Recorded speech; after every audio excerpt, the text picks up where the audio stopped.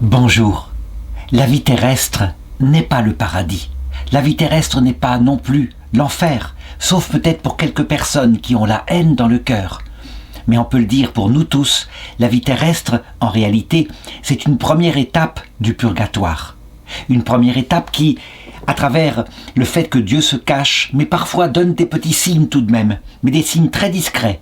Ce n'est pas habituel qu'il se montre dans sa plénitude, comme il le fera dans d'autres étapes qui suivront l'heure de notre mort. La vie terrestre peut être très agitée, et je voudrais raconter ici la vie d'un saint moine, canonisé par l'Église orthodoxe, dont la vie est véritablement l'agitation même de la tempête, non seulement par l'intérieur de l'Église, ce qu'il a vécu quand il était au mont Athos, là où il a fait son initiation monastique, mais ensuite, lorsqu'il est revenu en URSS, la Russie devenue communiste, eh bien, par la persécution venant de ces gens qui étaient athées et qui ne l'ont pas lâché. Mais, curieusement, lui a passé entre les gouttes. Il n'est pas mort martyr comme beaucoup. Fusillé, par exemple, en 1937, à l'époque où Staline disait « Pas d'homme, pas de problème ». Avec tout ce qu'il a vécu, il a participé aux souffrances du peuple de Dieu et donc il a pu être un saint confesseur, un prêtre formidable qui leur a donné, aidé par les charismes de Dieu, une petite lumière dans cette nuit, dans ces ténèbres du communisme qui a duré 70 ans sur la Russie. Voici donc son histoire, qu'on pourrait qualifier, qu'on pourrait illustrer comme cela, l'histoire d'un bateau sur la tempête, et ce bateau, dedans, il y avait une boussole, il y avait un guide, la présence de Jésus. En fait, il a vécu tout cela très en paix. Kosma Vetishko est un Russe au départ, ou plutôt un Ukrainien, la petite Russie. Il naît le 12 janvier 1875 dans le village de Arbuzinka. Nous étions alors en paix dans la Russie tsariste, une Russie tsariste qui était devenue un grand empire, un empire gigantesque qui voulait s'étendre et continuer de s'étendre en conquérant une partie de la Pologne. D'ailleurs, pour unifier la Russie, les tsars essayaient de rendre entièrement orthodoxes les parties de la Pologne qu'ils possédaient. Pour l'Ukraine, c'était pareil. Il y avait une frontière entre les latins, les gréco-catholiques, entre les deux, qui étaient des catholiques, mais avec le rite orthodoxe, et puis les orthodoxes. Lui fut éduqué dans la religion orthodoxe. Le village où il habitait était un grand village avec 840 foyers, une population de près de 5000 habitants. Il raconte plus tard, lorsqu'il a été interrogé, devenu adulte, sur son enfance par les autorités soviétiques. « J'ai reçu une éducation religieuse de mes parents, aujourd'hui décédés, qui étaient des agriculteurs. J'étais croyant depuis mon enfance. Mon seul rêve était de devenir moine. Mon père était un riche agriculteur et exploitait sa ferme. Il possédait quelques chevaux, quelques bœufs et du matériel agricole. » Quand on étudie plus loin, on se rend compte que les parents s'appelaient Kirill et Katarina, et sa maman, quand elle était jeune, avait rêvé elle-même d'être moniale. Et puis le destin ne l'avait pas permis, elle s'était mariée, et donc elle avait rêvé par la suite, ayant mis au monde 4 enfants, que l'un d'entre eux peut-être réaliserait ce rêve qu'elle n'avait pas pu réaliser, et qu'il se consacrerait à Dieu. Elle l'avait dit à ses enfants, et Koska, quant à lui, il allait réaliser son rêve de manière magnifique. En tout cas, ses parents se sacrifièrent véritablement pour mettre leurs enfants à l'école, une petite école dans le village qui recevait très peu de gens. La plupart des gens étaient analphabètes. Dans cette école, il y avait 16 garçons, 9 filles, et en particulier, les enfants de cette famille. C'était une école paroissiale, donc organisée par l'Église, et donc Kosma Vetishko reçut les bases qui lui furent utiles plus tard, lecture, écriture sainte, lecture en slavon d'église et chant religieux. Voici les matières principales. Il raconte que jusqu'à l'âge de 21 ans, j'ai vécu avec mon père et en 1895, j'ai quitté la maison pour me rendre à la ville de Kiev. En réalité, il voudrait rencontrer un moine, un archimandrite, il s'appelle Jonas. Il est au monastère de la Sainte Trinité de Kiev et il est très connu, il a un don de prophétie. Il voudrait savoir quelle est sa vocation. Vers quel monastère peut-il se tourner puisque, je l'ai dit, son rêve c'est de devenir moine. Et donc l'archimandrite Jonas le reçoit et, à sa grande surprise, il lui dit « Je te bénis pour le monastère, tu vivras au mont Athos.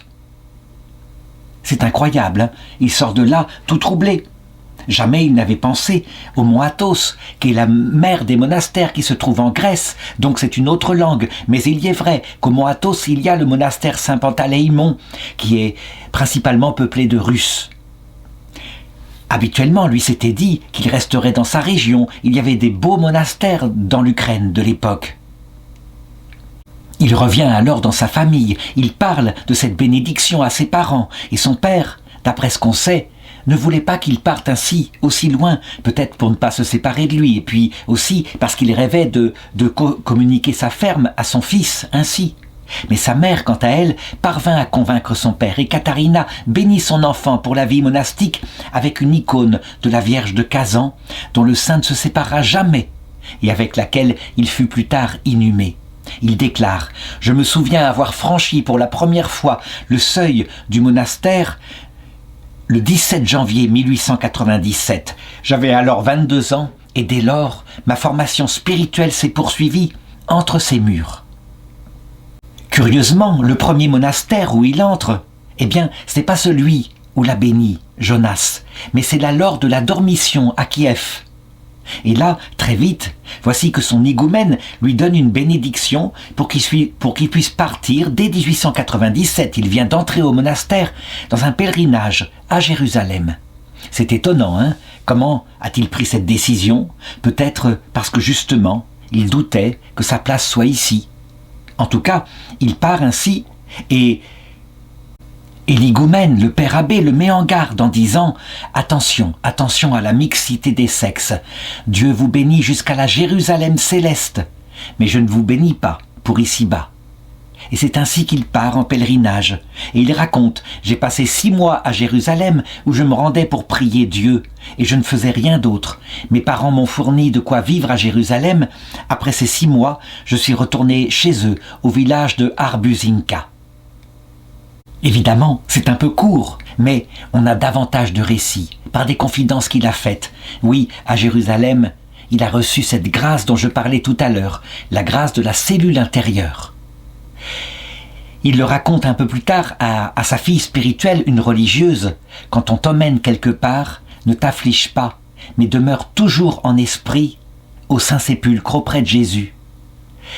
J'ai été en prison, en exil, mais à partir de cette grâce que j'ai reçue au Saint-Sépulcre, en esprit, je demeurais toujours fixé sur notre Seigneur, qui, dans la paix au Saint-Sépulcre, était là, attendant sa résurrection. Je parle donc bien ici d'une grâce intérieure. Cependant, il a eu quelques signes, des signes qui peut-être étaient complètement le hasard. Un signe, on ne peut pas prouver qu'il vient de Dieu, mais lui, dans sa piété, les a pris véritablement, comme des signes venant de Dieu. Les gens d'ailleurs qui ont assisté à ces signes qu'il y a eu là-bas à Jérusalem ont interprété de la même façon. Par exemple, alors qu'il est en pèlerinage, eh bien, il se rend à la piscine de Siloé, qui est encore en exercice. Et là, autour de la piscine, il y a de nombreuses femmes stériles, des jeunes filles qui n'arrivent pas à avoir d'enfants et qui se pressent pour être les premières à y entrer, puisque depuis l'époque de Jésus, on dit que le premier qui y entre est guéri. Et lui, il va là, il visite, et puis il trébuche, et il tombe au moment où l'eau est en train de bouillonner. Et les femmes qui sont là se mettent à rire de le voir ainsi tomber dans l'eau, et tous interprètent les choses en disant « Ah, ça veut dire que tu auras beaucoup d'enfants !» C'était de l'humour, mais en fait, c'était vrai, ça signifiait qu'il aurait beaucoup d'enfants spirituels en réalité. Et puis, autre signe qui s'est manifesté, il était au tombeau du Seigneur, il vénérait l'endroit où le Seigneur avait été enterré avant sa résurrection. Et voici que la lampe de l'huile, la lampe à huile centrale, soudain se renverse sur lui. Que s'est-il passé? Est-ce que c'est le bedeau qui changeait l'huile de la lampe? Toujours est-il que là encore, ce fut interprété comme étant une bénédiction. Et les gens qui étaient autour reprenaient de cette huile qui était tombée sur lui et ils partaient avec en disant que peut-être cette huile les guérirait. Bref, il semblait y avoir toutes sortes de signes qui indiquaient qu'il répandrait la grâce de Dieu sur les âmes de ceux dont il s'occuperait plus tard en étant un confesseur. Et puis, après ces 6 mois, il repart avec l'idée de retourner normalement dans son monastère en Russie, en Ukraine, à Kiev. Mais il est avec des pèlerins et au cours du voyage, on passe par la Grèce. Et là, il s'arrête dans un monastère du mont Athos. Et donc il raconte: je suis alors rentré dans la Grèce et j'ai vu ce que c'était que ce monastère du mont Athos. Je suis resté environ 2 mois et puis je suis parti vers Kiev. Et là, j'ai demandé la permission de pouvoir retourner au mont Athos et cette permission m'a été accordée.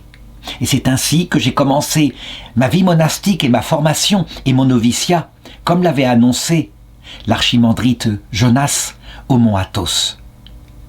Qu'est-ce que le mont Athos? Eh bien, en fait, c'est une série d'une 20aine de monastères qui forment sur des collines, sur des montagnes escarpées, une sorte de république monachisme, avec des moines en quantité. Et, curieusement, l'Empire ottoman n'a jamais détruit ces monastères qui étaient pourtant le centre de la résistance spirituelle de la Grèce durant toute la période où la Grèce a été dominée par les Turcs. Ces monastères sont véritablement séparés du monde, les femmes n'ont pas le droit d'y aborder.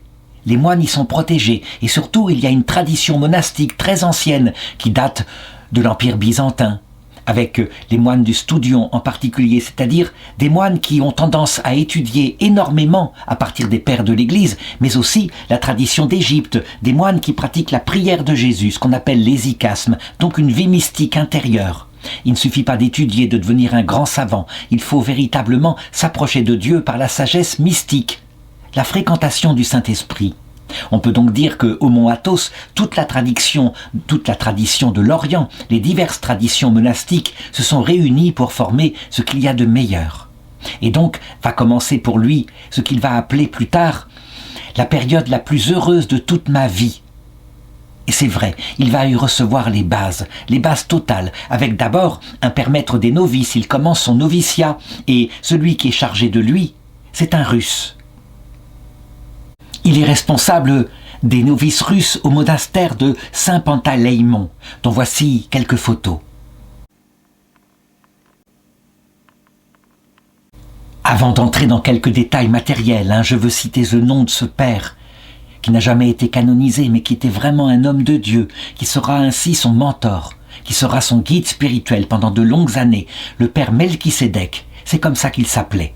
En tout cas, dès le départ, il lui enseigne comment, comme novice, eh bien, il doit d'abord entrer dans l'obéissance. Il lui explique d'ailleurs ce que c'est que sa vocation. Il lui dit, un peu comme l'avait dit Saint Ignace Branchaninov, le martyre et la vie monastique sont un seul et même exploit, sous des formes différentes.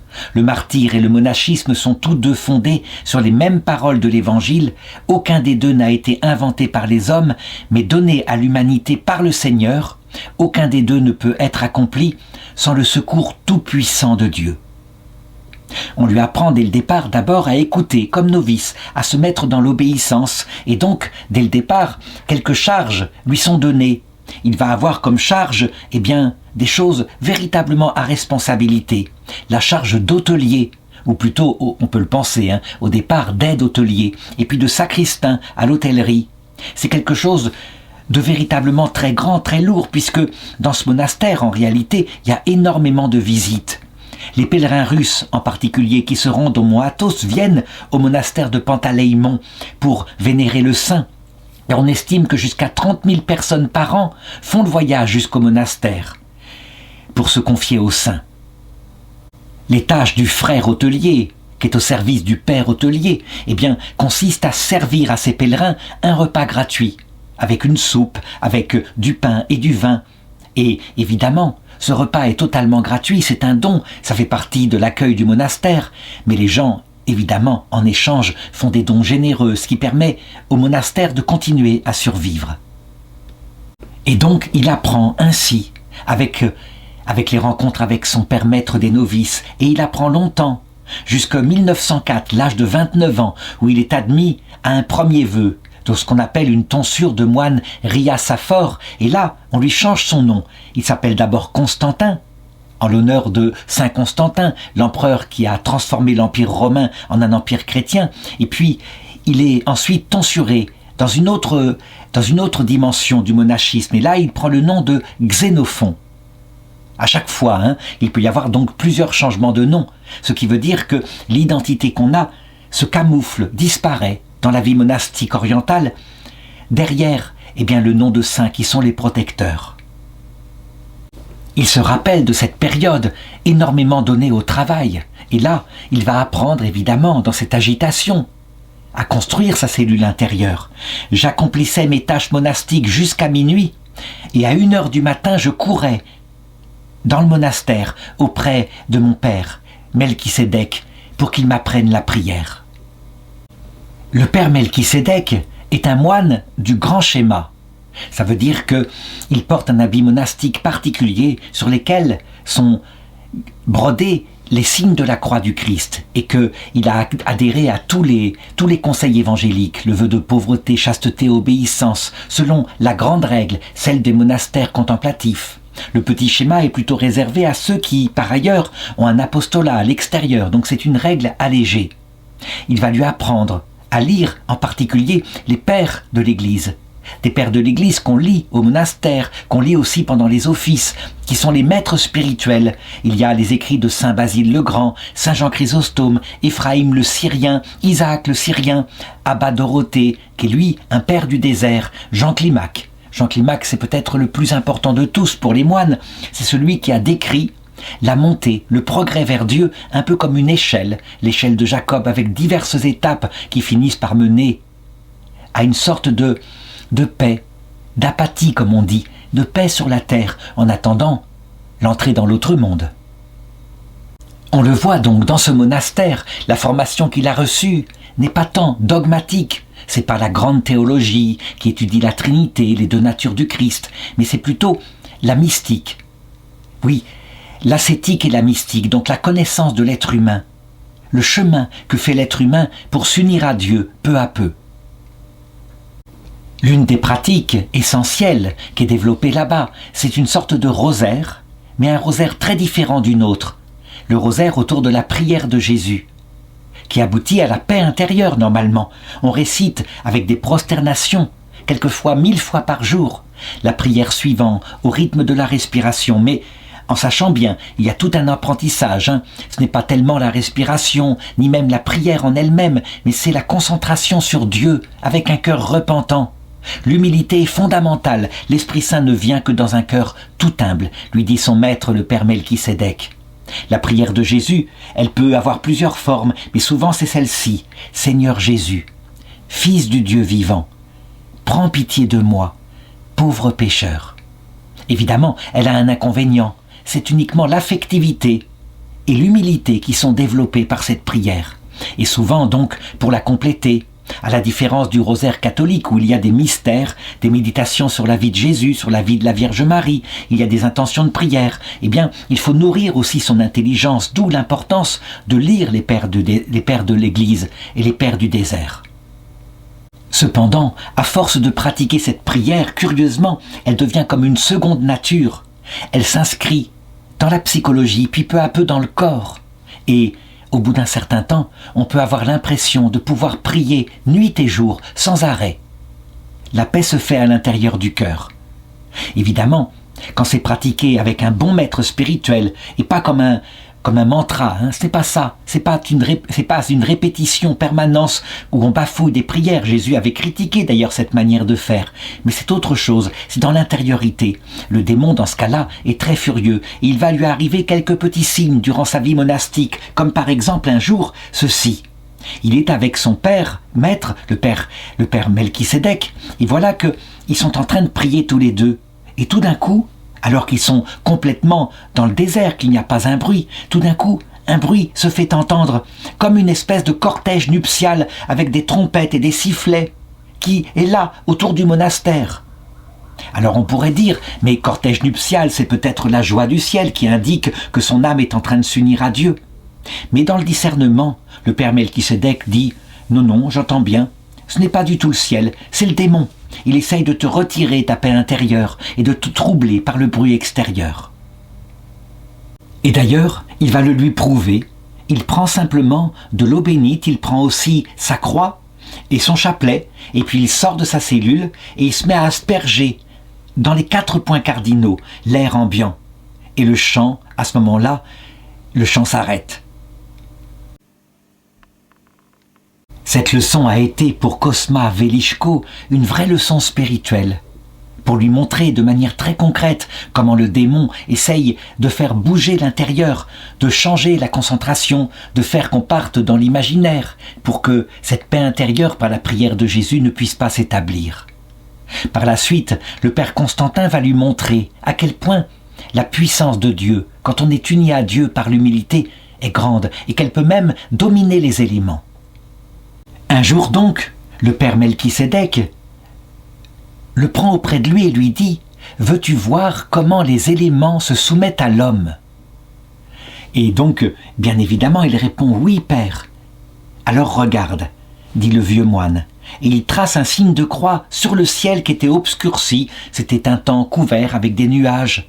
Et tout d'un coup, voici que le ciel s'ouvre et que le ciel bleu apparaît, les nuages s'écartent.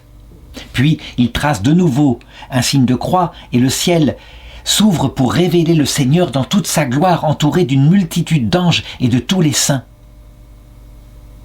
C'est une vision magnifique, stupéfiante, et Cosma, évidemment, bouleversé, tombe la face contre terre et se couvre le visage de ses mains. Et il dit « Père, Père, Père, qu'est-ce que c'est? Qu'est-ce qui se passe? Je suis terrifié. » Alors, avec un bon sourire, le Père Melchisédek le relève et lui dit de ne pas avoir peur. Et à ce moment-là, il regarde et le ciel est redevenu tout à fait normal, comme il était auparavant, avec ses nuages. Et cette vision, plus tard, il la gardera en souvenir quand il deviendra le Père Koucha. Eh bien, dans sa vie douloureuse de prison, il se souviendra qu'il suffit finalement de se tourner vers la présence du Seigneur à l'intérieur. Et même si on est toujours en prison, les choses ne sont pas changées réellement.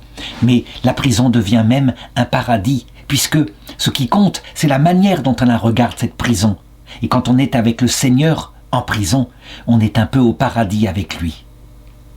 Et les années passent ainsi, et il reçoit ainsi la paix intérieure et sa formation. Mais manifestement, ces années au paradis, ces années qui ont tellement marqué sa vie spirituelle, se terminent en 1913. Il a 38 ans à cette époque-là, et c'est à cause de l'événement suivant, un événement tout à fait absurde, mais qui va faire que tous les moines russes, qui étaient nombreux, ainsi, au mont Athos, vont être expulsés par les autorités grecques.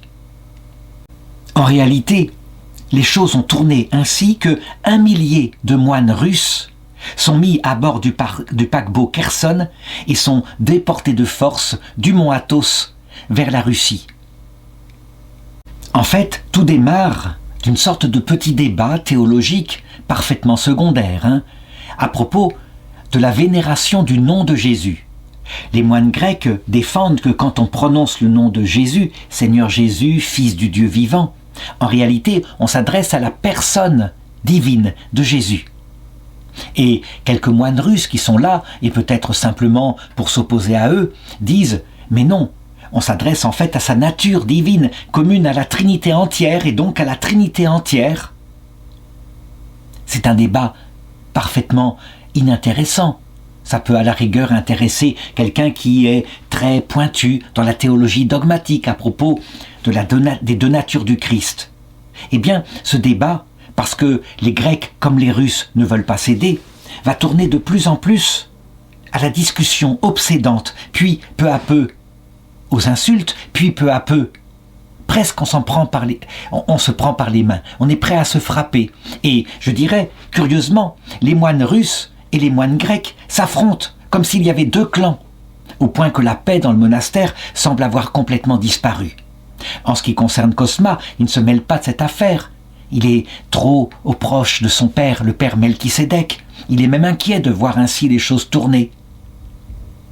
Les choses vont tellement loin qu'on voit les deux camps qui se dénoncent l'un l'autre et les Grecs qui font appel aux autorités militaires de la Grèce en disant « ce sont des hérétiques » et les Russes qui répondent « ce sont eux les hérétiques ». Bref, pour régler l'histoire et pour faire la paix dans le monastère, c'est tout de même une tradition énorme que les monastères du mont Athos, les autorités militaires sont envoyées et décident de chasser les moines russes, de les renvoyer dans leur patrie, qu'ils fassent ce qu'ils veulent, et là-bas, qu'ils reprennent, s'ils le peuvent, la vie monastique.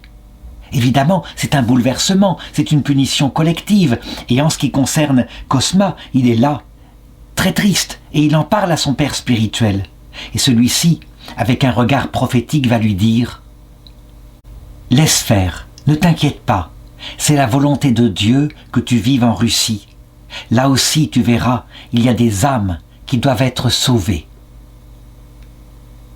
Évidemment, cette violence et ce manque de discernement des autorités politiques grecques va donner un coup fatal au monastère russe du mont Athos. Il raconte lui-même les événements. Selon les témoignages, nous avons subi des tortures inouïes. Environ 1 millier d'entre nous, entourés de soldats armés, avons été conduits dans un coin exigu d'un couloir où des camions de pompiers étaient stationnés, et pendant plus d'1 heure, nous avons été asphyxiés par un jet d'eau froide à bout portant provenant des pompes à incendie. Ensuite, des soldats ont été envoyés à l'attaque avec l'ordre de frapper les moines à coups de crosse. Battus à mort, couverts de sang, les soldats nous ont embarqués de force sur un bateau à vapeur et nous ont envoyés à Odessa, où la police nous a dépouillés de nos habits monastiques ainsi que de tous nos vêtements sacrés et nous a habillés de vestes et de bonnets courts.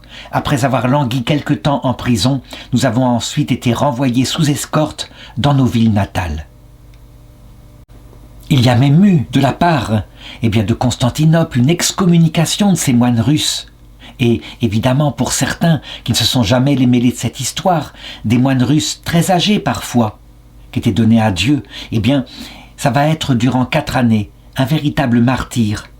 4 années se sont écoulées depuis plus que d'1 millier de moines athoniques âgés errent à travers la Russie, sans abri, privés non seulement de nourriture ou de subsistance, mais aussi de nourriture spirituelle. Car les autorités ecclésiastiques russes refusent de nous permettre de recevoir la Sainte Communion, exigeant que nous signions la formule synodale de renonciation à la thèse que nous défendons sur le nom de Jésus-Christ, qui stipule que le nom de notre Seigneur Jésus-Christ et que tous les noms de Dieu doivent être vénérés de manière relative et non pas pieusement, non pas comme Dieu lui-même, mais seulement comme divin. Cosma, pour sa part, évidemment, est bouleversé par cette affaire-là. Que le malheur soit survenu ainsi brutalement, l'arrachant au lieu paisible où il était consacré, c'est venu de l'intérieur de l'Église. Et donc en 1917, il signe évidemment le papier qui est exigé de lui. Et il essaye évidemment de postuler pour rentrer dans un autre monastère, un monastère russe cette fois, peut-être du côté de Kiev. Mais ce n'est pas si facile. L'affaire a fait tellement de bruit que on a peur d'accueillir ces moines venant du mont Athos et que le bazar se remette ainsi qu'ils transmettent l'agitation. Et c'est vrai, il y avait eu péché par quelques jeunes moines qui étaient entrés beaucoup trop dans la polémique, qui avaient mis leur irascible sur ce point de détail théologique. Fort heureusement pour lui, comme il est paisible et doux, d'abord, quand il revient dans sa patrie, il vit chez lui 8 jours, puis il décide de retourner à Kiev, à la laure des grottes de Kiev. Et il demande humblement de pouvoir être accepté. Et le métropolite Flavien l'accepte, mais à une condition tout de même. Il veut le mettre à l'épreuve. Il devra recommencer son noviciat. Et c'est ainsi que, lui, ce moine expérimenté, il va devoir repartir comme s'il n'avait rien appris. Il le fait, tout simplement, dans l'obéissance. Et peu importe encore là, autant mettre sa vanité, son orgueil, je dirais à la poubelle, ça n'a pas d'importance. Ce qui compte, c'est le service du Seigneur. Je l'ai dit, dans toute cette agitation, il apprend peu à peu à garder cette paix intérieure dans cette petite cellule où il rejoint le Seigneur. Comme le lui a montré le Père spirituel, le Père Melchisédek, le signe de la croix, qui tracé vers le ciel, fait que tout d'un coup le Seigneur apparaît malgré les grands nuages. Il comprend maintenant le sens prophétique de ce signe que lui avait donné son Père Maître. Les choses ne se passent pas facilement.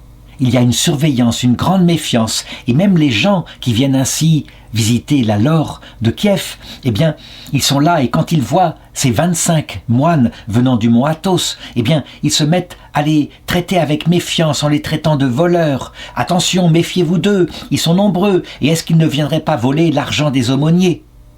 Mais peu à peu, quand on voit le comportement de ces 25 moines, qui eux ne sont pas rentrés dans le monde, certains évidemment ont quitté totalement la vie monastique, c'est évident, la vérité se fait jour, et les moines athonites commencent à être considérés comme des exilés et même des martyrs quelque part de la vérité.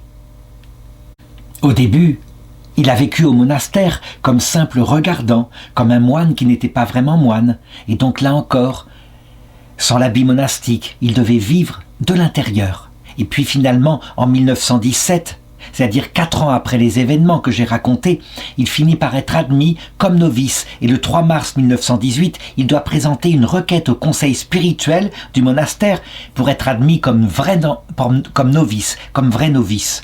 Et il est accepté, il a fait ses preuves, on le met comme charge à la boulangerie de la Laure. Et puis, il est transféré le 29 octobre 1919, alors que déjà en Russie, voici que d'autres nuages sont en train d'arriver, des nuages noirs du communisme. Mais pour le moment, les communistes s'occupent certainement avant tout d'établir leur pouvoir. Ils ne s'occupent pas encore de l'Église orthodoxe. En tout cas, il est transféré aux grottes lointaines comme gardien. On l'observe toujours, à l'intérieur du monastère, et puis à l'extérieur. Voici que les menaces de fermeture des monastères arrivent. En 1922, il a 47 ans maintenant, il présente de nouveau une requête pour que soit validée sa tonsure qu'il a eue quand il était moine au mont Athos. Et la requête précisait qu'il était resté moine pendant 9 ans, qu'il avait suivi un noviciat. Le conseil du monastère se réunit et, à cause des mérites et de la joie, de la paix intérieure qui émane de lui, décide de reconnaître comme valide la tonsure monastique du mont Athos, du moine Xénophon, c'est le second nom de religion dont j'avais parlé, Velichko, qui officie à la Laure des grottes de Kiev. On peut se demander, sincèrement, pourquoi a-t-il fallu tant de temps ? Mais c'est évident, c'est à cause de la guerre 14 qui, entre-temps, a existé. Et les moines en particulier du mont Athos ont été envoyés au service de l'armée. Lui a été nommé infirmier, il a exercé comme infirmier, là, auprès des combattants russes, contre les armées allemandes. Et il y a eu énormément de morts.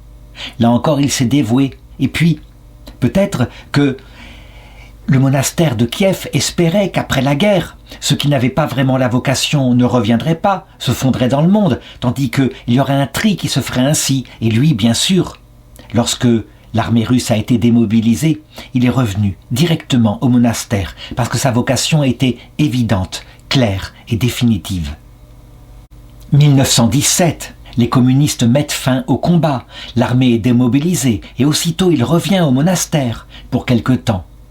Le temps, je l'ai dit, que les communistes établissent leur pouvoir, avant de s'attaquer à l'église et de fermer les monastères, surtout les plus célèbres, le monastère d'Optina, le monastère des grottes de Kiev. Manifestement, les supérieurs du monastère se rendent compte que c'est un homme d'extraordinaire qualité. Et donc à partir de 1919, c'est pour cela qu'il est transféré dans les grottes lointaines, beaucoup plus discrètes, où il reste jusqu'en 1924. Et là, les autorités soviétiques qui maintenant se sont établies plus fortement décident de la fermeture de ce deuxième monastère. Alors, il raconte, nous les moines sommes restés vivre dans la Laure, dans des appartements.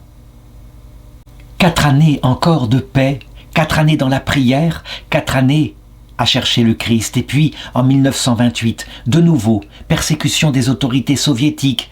Et cette fois, c'est la Laure en question qui est fermée. Et donc, il est obligé de partir avec le moine Michemko. Et il arrive en ville, il s'installe dans une maison à peu près 30 km des grottes lointaines. Et il y vit jusqu'au jour de son arrestation.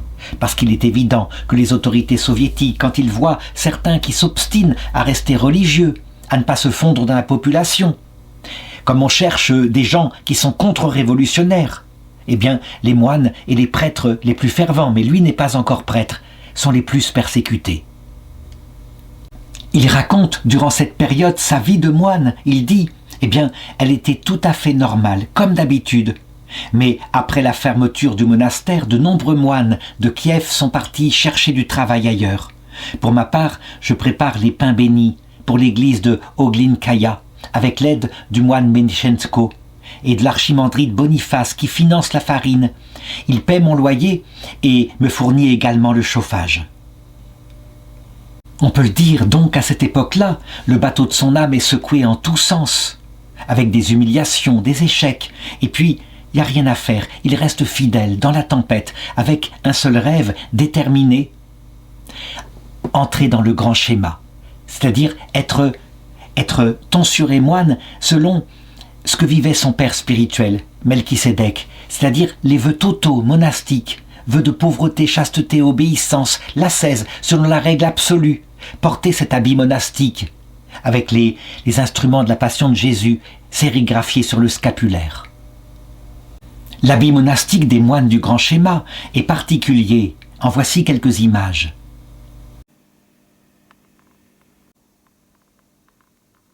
Du coup, dans la spiritualité orthodoxe, certains, comme le moine Théodore Studite, étaient contre cette spiritualité qui mettait trop en avant les choses. On était un peu, je dirais, particulièrement repérés, avec cet habit qui n'était pas le simple habit noir des autres moines. Donc, il y avait risque de vanité. Mais pour d'autres, au contraire, c'était un peu comme s'offrir en victime au Seigneur, qu'il fasse ce qu'il voulait de notre vie. Et de cette façon-là, on pourrait participer à la passion du Christ. Mais c'était public, quelque part, donc il y avait un risque. Très jeune, quand il était au mont Athos, il avait bien demandé à son père maître, le moine Melchisédek, de l'admettre au grand schéma, mais celui-ci avait toujours refusé en disant qu'il était trop jeune, que ça se ferait en son temps. Et finalement, eh bien, avec ce grand désir qui, au-delà des tempêtes qui secouaient son âme, était là, présent, il avait fini par prier, à l'âge de 56 ans, le saint moine Silouane, d'accepter du haut du ciel et de l'aider à être ainsi tonsuré dans le grand schéma. Et finalement, ça avait été accepté, peut-être parce que les supérieurs de son monastère s'étaient rendus compte qu'effectivement, sa fidélité n'était plus à démontrer. C'est ainsi qu'à l'âge de 56 ans, le frère Xénophon, tomba soudain malade. Les autres moines le crurent incurable, pensèrent qu'il allait mourir. Et donc, finalement, il fut décidé, ne serait-ce que par gentillesse, en admettant qu'il avait vraiment fait ses preuves auprès de Dieu, de l'admettre au grand schéma. Eh bien, juste après sa tonsure et la remise de son habit monastique, sa santé s'améliora soudain, il guérit complètement. C'était donc une grâce que Dieu lui accordait ainsi, en récompense de sa fidélité. Cependant, attention, il ne faut pas se faire d'illusions, accepter le grand schéma et de porter les instruments de la passion du Christ sur son scapulaire, c'est aussi être pris au sérieux par le Seigneur et de fait, l'épreuve va tomber sur lui. Pour être moine à cette époque-là, fidèle avec cet habit monastique, il fallait beaucoup de courage. Les autorités soviétiques ne supportaient pas la vue de ces moines qui rappelaient l'ancien système religieux, le système qui, disait-il, avait retardé la révolution et le paradis communiste en promettant un paradis céleste fictif aux gens pour qu'ils ne se révoltent pas. Et donc, bientôt, il fut repéré comme étant un moine fidèle et il fut arrêté une première fois par les autorités soviétiques et condamné à 5 ans de concentration à Vilma, dans la région de Molotov. À cette époque-là, il avait changé de nom lors de sa tonsure au grand schéma et maintenant il s'appelait le frère Kuksha, au nom d'un saint, un saint ancien, un saint de Russie. Et donc, eh bien, il fit d'abord de la prison. L'accusation portait, comme toujours à cette époque-là, d'activités contre-révolutionnaires au sein d'une organisation cléricale. Évidemment, toutes sortes d'accusations créées de toutes pièces par le GPU à Kiev. En fait, l'idée même qu'il pouvait y avoir des hommes qui restent fidèles à leur foi chrétienne, cette idée-là était considérée comme une activité contre-révolutionnaire. Les tchéquistes à cette époque-là étaient entrés dans la pleine puissance de la possession et étaient en train de créer le paradis socialiste, tandis qu'en Occident, certains disaient « de l'autre côté, là-bas, en Russie, ça y est, le paradis s'établit ».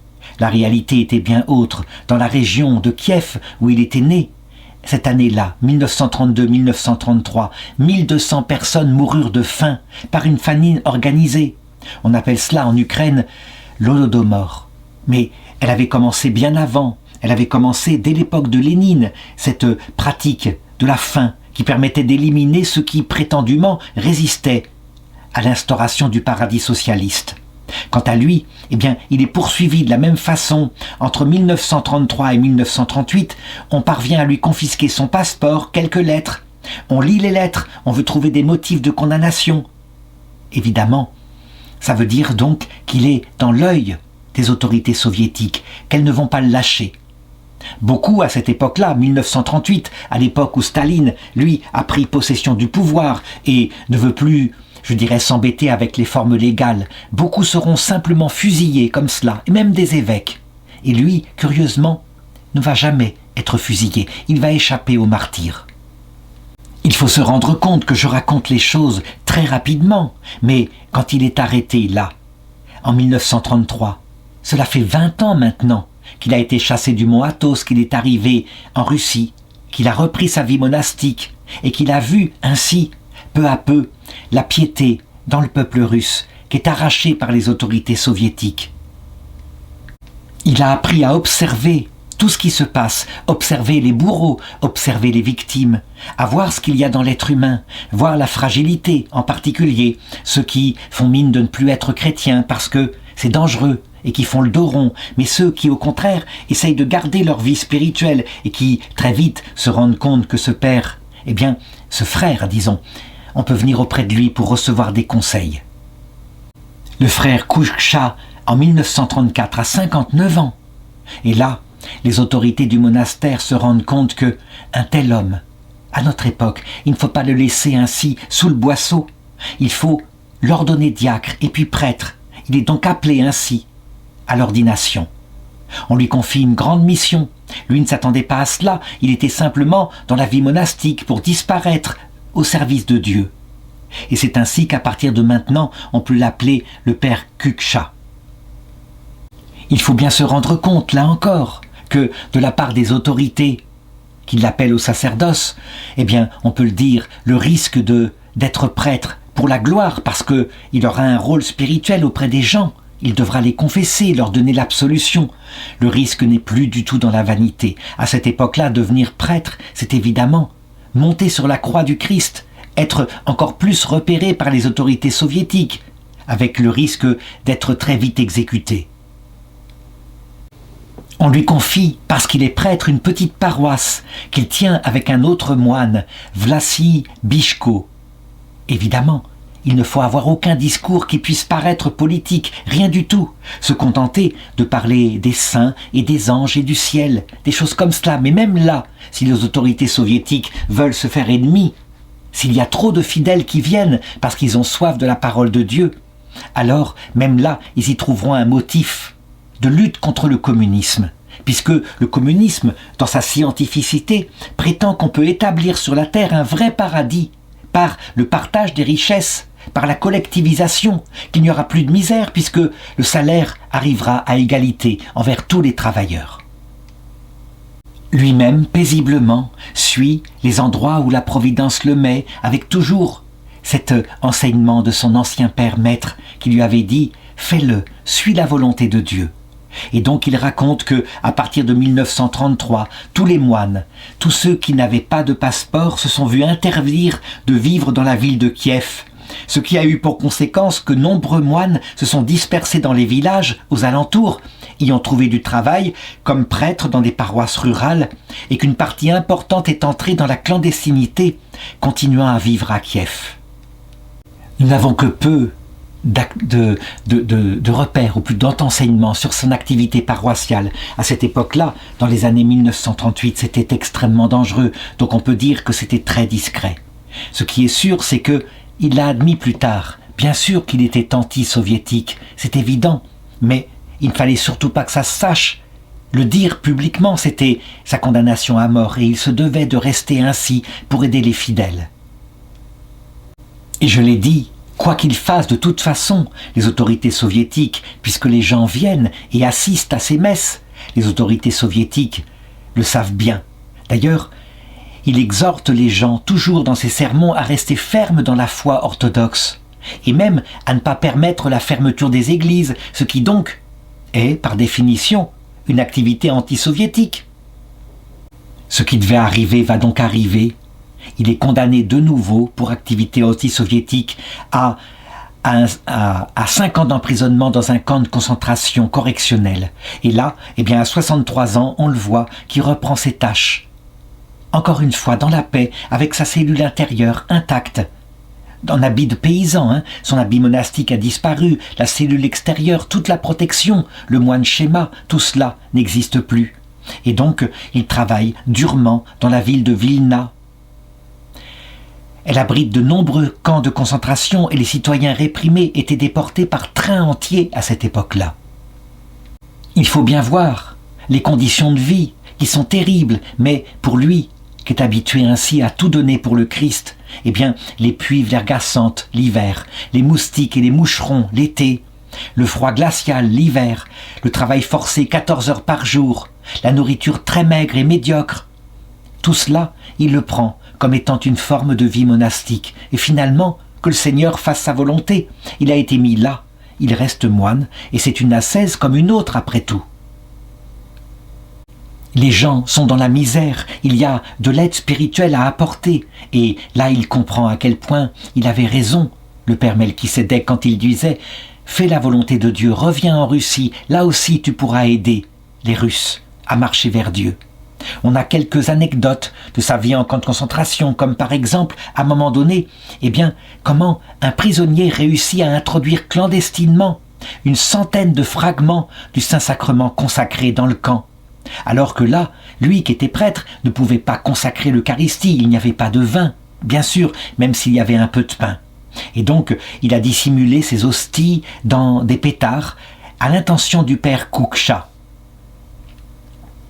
Évidemment, il se dit qu'il ne peut pas communier seul, même si pour lui c'est une grâce spirituelle intense. Et donc, il fait prévenir discrètement les prisonniers du camp que le Saint-Sacrement est arrivé, que tous ceux qui veulent pourront communier.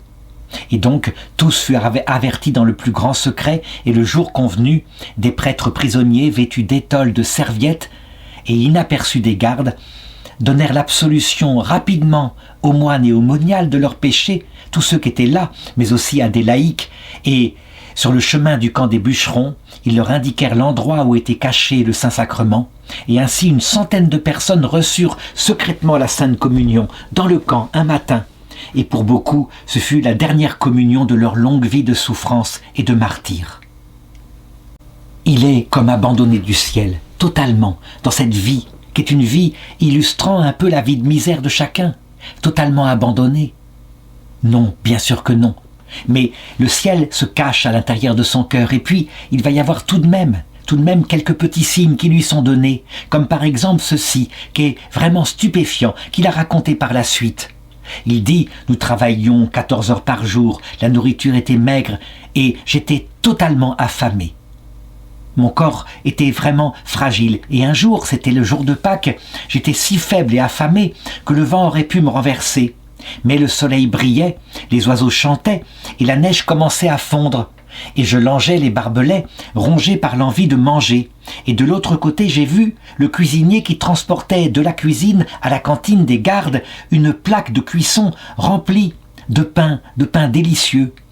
Des corbeaux volaient au-dessus, et moi, je me suis mis à prier Dieu. « Ô corbeau, corbeau, tu as nourri le prophète Élie dans le désert, apporte-moi aussi une part de ce pain. » Et soudain, j'entendis un croassement au-dessus de ma tête, et un pain tomba à mes pieds.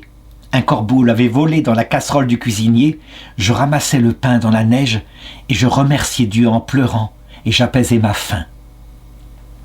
Vraiment, on a là une image de ce que ça peut être, ce qui se passe au purgatoire dans l'autre monde, lorsque quelqu'un qui est sur la terre prie pour une âme de purgatoire. C'est un peu pareil, c'est comme un signe lumineux du ciel, et c'est tellement bouleversant que les larmes viennent, évidemment.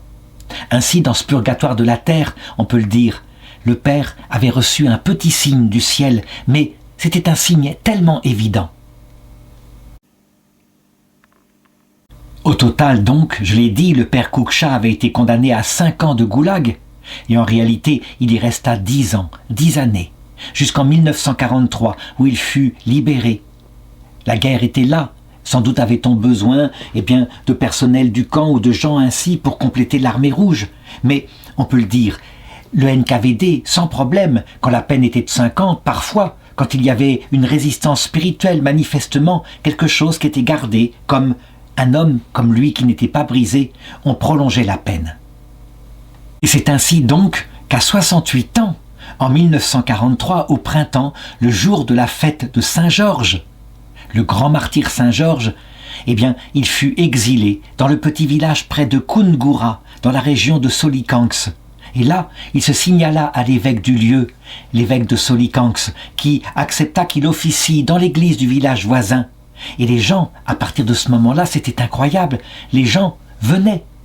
Au début, 2 ou 3, puis 3 ou 4, puis des dizaines, puis des centaines, ils étaient attirés par lui, comme s'il était une lampe allumée dans la détresse. Il faut dire qu'en 1943, Staline avait d'autres soucis maintenant. Nous étions en pleine Seconde Guerre mondiale. 2 ans plus tôt, les nazis avaient attaqué l'Union soviétique. Il avait vraiment eu peur. Il avait eu peur de perdre son pouvoir, que la Russie soit vaincue. Et donc, il mettait toute sa concentration à vaincre l'Allemagne nazie. Donc, il y eut un certain relâchement dans la persécution de l'Église. Si il avait ainsi attiré tant de gens en 1938, il aurait probablement été exécuté. 1945 arriva, la guerre se termina, Staline était au sommet de sa gloire, vénéré comme le petit père des Russes dans le monde entier, alors qu'il était un criminel. Et finalement, en 1947, le père Koukcha, avec 72 ans, son exil prit fin. Il avait donc vécu 8 ans ainsi, dans un exil au fin fond de la Sibérie. Et il revint doucement, par les pieds et puis par des trains. Il revint doucement du côté du monastère, de son monastère, les grottes de Kiev.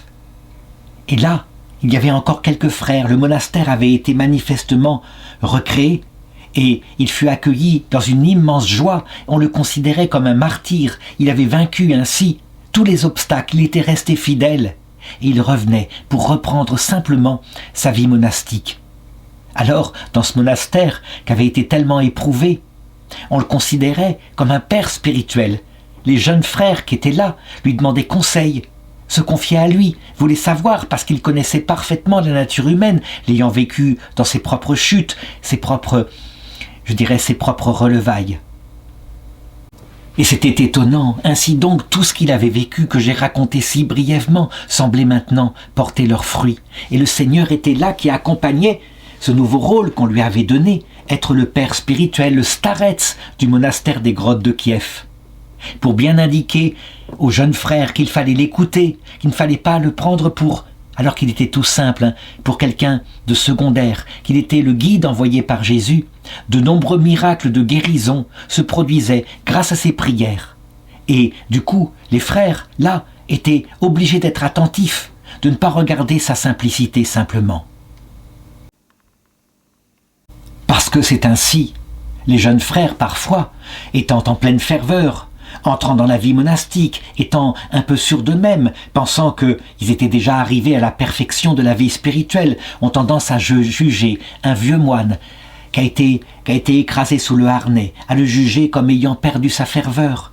Lui disait simplement « Je suis moi-même un pécheur et j'aime les pécheurs.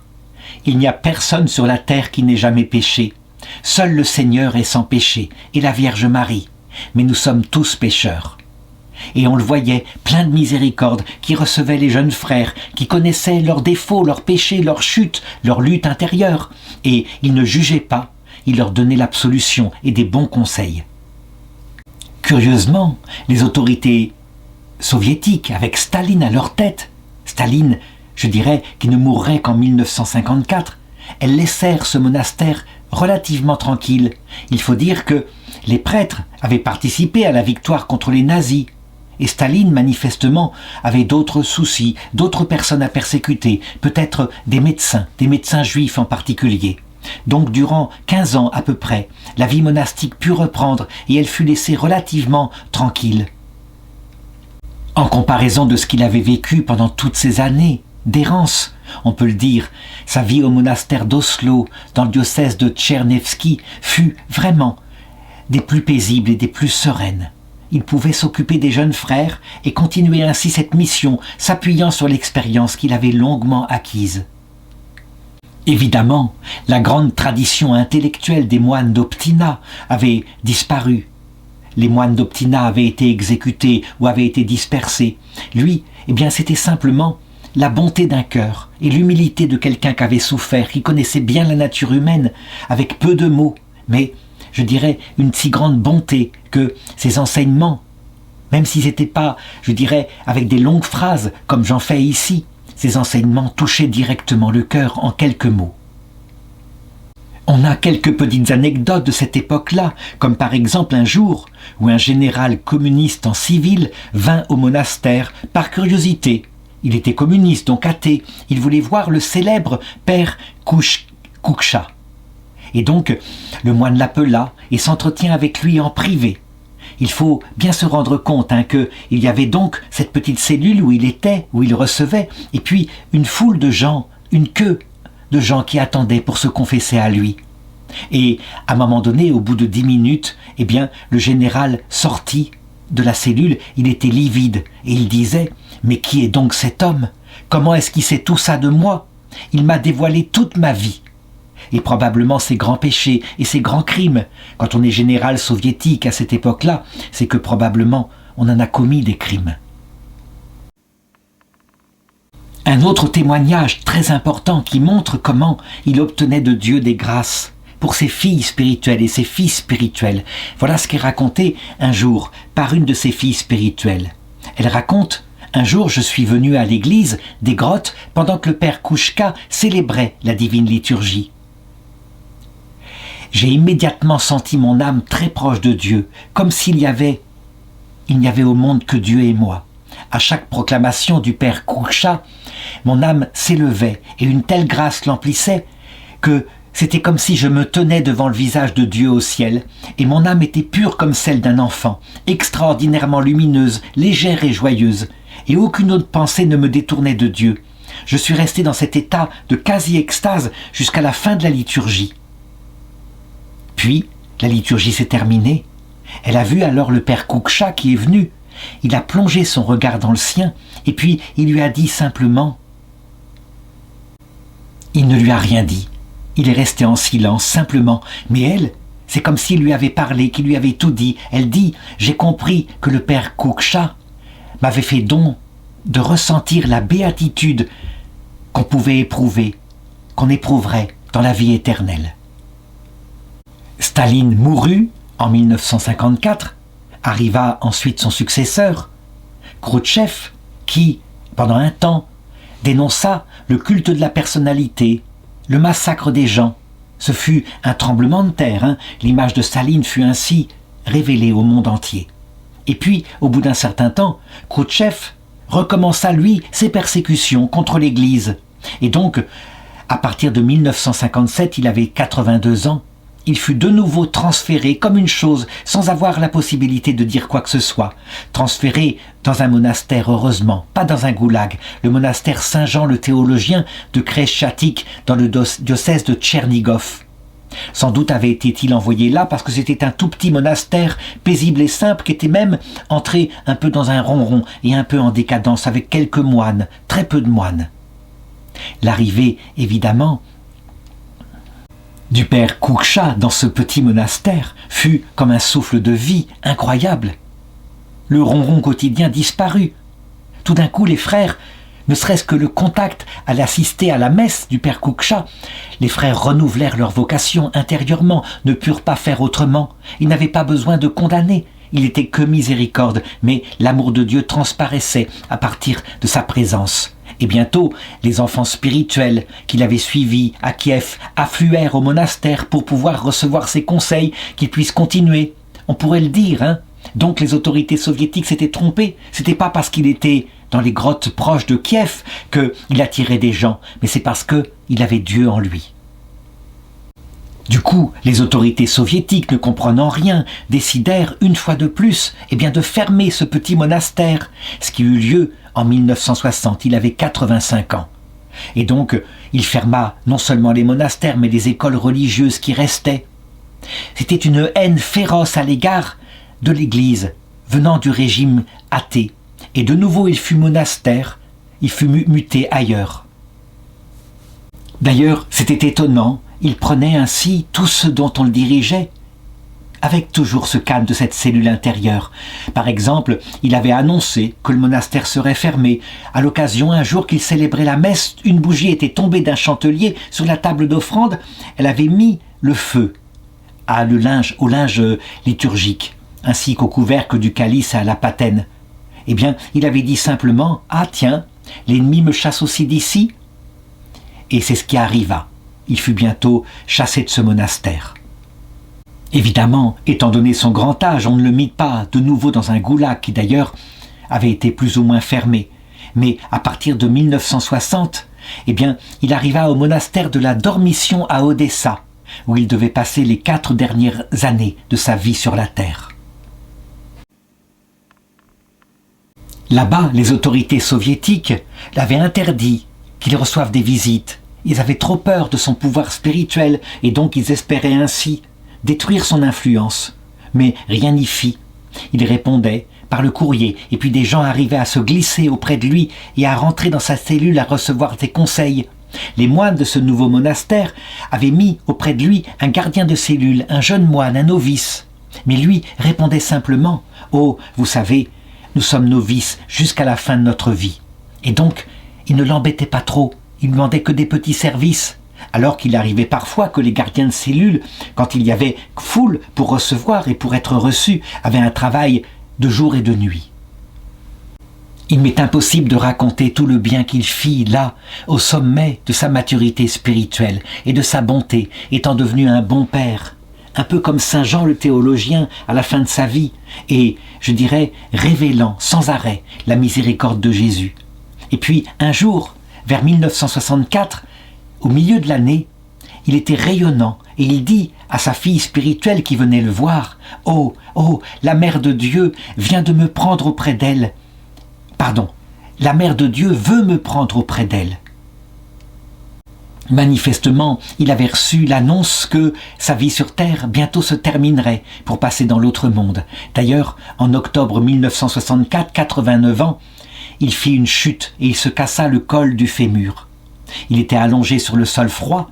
En même temps, il attrapa un rhume qui dégénéra en pneumonie. Et jamais il ne prit de médicaments, se contentant de demander la communion quotidienne. Les moines, évidemment, autour de lui, étaient là qui s'occupaient de lui du mieux qu'ils le pouvaient. Et le moine Schéma, qui n'a pas donné son nom, disait « Je me rappelle, notre bon père Batiushka disait parfois « Vous verrez, pour mes 90 ans, je ne serai plus là. Et vous verrez, on m'enterrera vite, très vite. Ils prendront leur petite pelle et ils m'enterreront. » Eh bien, c'est très exactement ce qui se produisit. Le 24 décembre 1964, il avait 89 ans. Et là, je ne peux manquer de me confier à lui, puisque c'est le jour où, quelque part ailleurs, en France, je suis né. Eh bien, le 24 décembre 1964, à 14 heures, il s'est éteint, simplement comme cela. Les autorités soviétiques craignirent qu'il y ait foule de gens qui viennent à son enterrement, tellement il était célèbre dans toute la région. Et donc ils décidèrent qu'il fallait l'enterrer tout de suite. Et c'est ainsi qu'ils firent creuser sa tombe et que sa dépouille fut ramenée sur le lieu de sa naissance, même pas au monastère où il était mort. Et d'ailleurs, cela ne le gênait pas, parce qu'il avait toujours dit « Pour un moine, le monastère est sa patrie, mais son lieu de naissance est aussi sa patrie. » Et donc, on fixa un délai de 2 jours pour son inhumation qui eut lieu. Les autorités soviétiques, évidemment, luttaient contre plus fort qu'eux, puisque, à l'endroit où les gens apprirent qu'était son corps, était sa tombe, les gens commencèrent à se précipiter. Et ils ramassaient de la terre. Ils savaient que c'était un saint. Ils voulaient obtenir des miracles du ciel. La foi orthodoxe n'avait pas du tout été arrachée du cœur des gens, loin de là. Les grâces se multipliaient, et pas seulement les grâces intérieures, de réconfort, mais des grâces extérieures, des guérisons. Et on en a des exemples qui durèrent ainsi, sans arrêt, des décennies. Par exemple, en 1993, une de ses filles spirituelles raconte « Je suis venue sur la tombe du père Kuksha et j'y ai vu un grand groupe de personnes venues de Moldavie. Elles m'ont raconté qu'une femme souffrait d'une grave maladie de l'estomac. Après avoir pris de la terre sur la tombe du père, elle l'a appliquée sur son ventre, puis elle s'est endormie, et à son réveil, elle était totalement guérie. Et on a vu aussi une autre femme venant d'Odessa qui a guéri du cancer le même jour. Le communisme, quant à lui, s'est écroulé d'un seul coup. En 1991, l'Union soviétique a été dissoute. La consécration de la Russie à Marie, effectuée par le pape Jean-Paul II, avait produit cet effet probablement, et puis l'aide aussi des événements, la corruption de l'intérieur, ce système auquel plus personne ne croyait. Du coup, à la mort du communisme, voici que le patriarcat de Moscou fut recréé et que on décida de regarder ces 70 ans de ténèbres qu'avaient été là. Comme l'avait montré au mont Athos le père Melchisédek, quand on trace un signe de croix, les nuages s'écartent et le Christ apparaît dans le ciel lumineux. Alors là, on décida que, véritablement, il y avait une autre façon de regarder cette histoire terrible, que ces gens qui avaient été martyrisés, persécutés, étaient entrés dans le ciel. Ils avaient fait leur purgatoire sur la terre. On chercha, parmi tous ceux qui avaient vécu, ceux qui, particulièrement, devraient être canonisés, pour être mis comme exemple. On trouva des martyrs en quantité, il fallait choisir. Et on trouva quelques prêtres qui étaient des pères spirituels. Parmi eux, il y avait le père Koukcha. Il fut canonisé en 1995, 4 ans après la chute du communisme, par l'Église orthodoxe d'Ukraine. Et donc, on lui attribua non seulement une icône que voici, mais on composa aussi pour lui un tropère et une liturgie afin qu'il soit célébré. Et sa fête était si importante en Russie, à ce père qui avait tellement souffert et qui était devenu un homme de Dieu, témoin du Christ, qu'il a deux fêtes dans l'année. Non seulement le jour de sa mort, le 24 décembre, mais aussi le jour de la découverte de ses reliques, qui eut lieu, le 16 septembre. Dernière remarque, si on regarde l'icône qu'on a fait, qui le représente, avec son costume de moine schéma, et son manteau vert qui signifie l'espérance, on est étonné par le visage d'autorité qu'il a, lui qui n'était que pauvreté, simplicité. Mais je pense que c'est ainsi. La simplicité, l'humilité, toutes les souffrances qu'il avait vécues, vraiment, sont l'autorité même du Christ. Et donc, cette icône, me semble-t-il, est tout à fait bien faite.